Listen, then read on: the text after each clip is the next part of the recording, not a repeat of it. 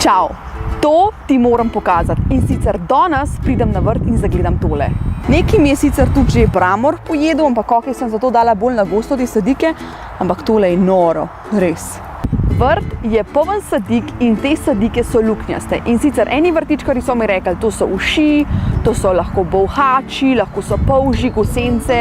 In jaz sem rekla, okej, dajmo najti eno stvar, ki pač deluje za vse te stvari, oziroma ki bo pomagala, da ne bojo te sadike več luknjaste.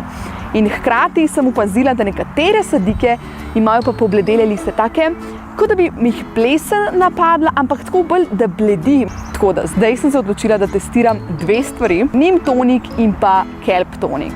In da vidim, če to res deluje, se ti javim čez en teden. Zdajle ti pa pokažem, kaj bom naredila, da sploh veš, kakšen je test. Tako da gremo probati. Jaz redko kdaj najdem gnojila oziroma pripravke za vrt, da so organski in pa da so v razgradljivi embalaži. In za Kelp tonik in pa Neem tonik sem se odločila zato, ker sta v povratni embalaži. To pomeni, da jaz, ko bom to porabila, bom vrnila proizvajalcu in bojo oni še enkrat napolnili te stekleničke. In to se mi zdi pomembno, da vrtičkarji ne ustvarjamo toliko smeti, ker jih dejansko imamo že res ogromno. Tako da to je res najpomembnejši vidik, poleg tega, da je to organsko in da je narejen iz tega čudežnega drevesa Neem in pa morskih alg. In sicer danes bom testirala, če res to deluje. Neem tonik bom uporabila zato, ker pač pomaga proti ušem, bolhaču, smrdljivcu, pršicam, večjim stvarem. Dejansko tako, da bom prešpricala rastline od vzgoraj in do spodaj, se pravi listke.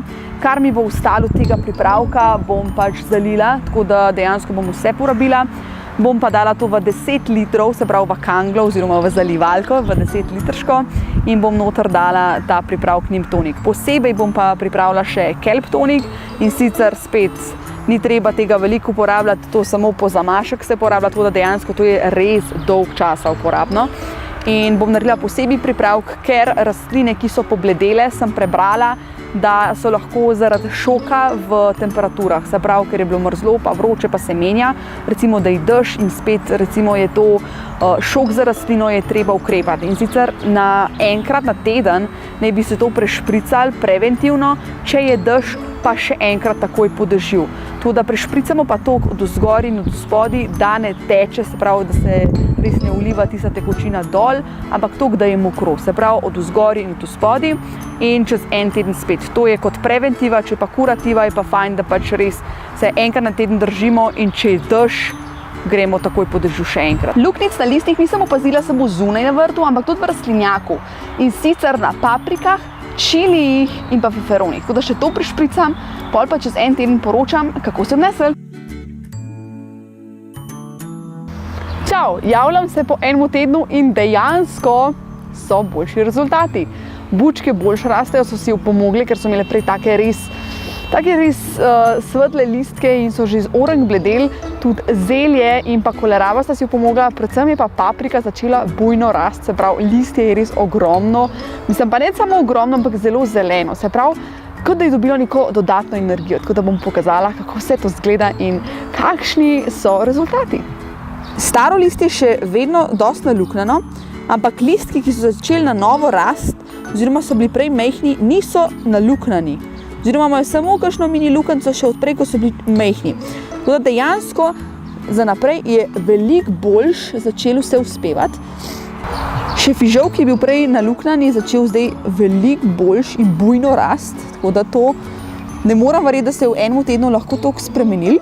Da je primerjava boljša, enih sadik, ki sem jih imela pripravljene še za ven presaditi, nisem špricala z Neem tonikom in ratele so takele. Dejansko so še bolj požrte v tem času, tako da, ja, lahko bi rekli, da Neem tonik res pomaga, no.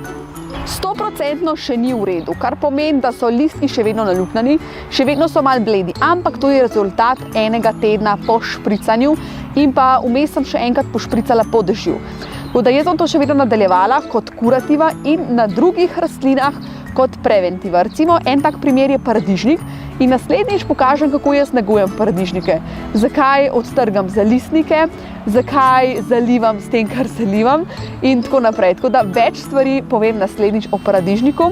Drugače pa zanima, kako se pa vi soočate s težavami uši, bolhačev in raznih živalic, ki vam naluknajo listke na sadikah in kako rešujete pobledele liste, recimo na kumarah, bučah in drugih rastlinah. Dajte mi povedati spodaj, pa bomo malo predebatirali, da vidimo, kaj še vse pomaga. Se vidimo naslednjič. Čau!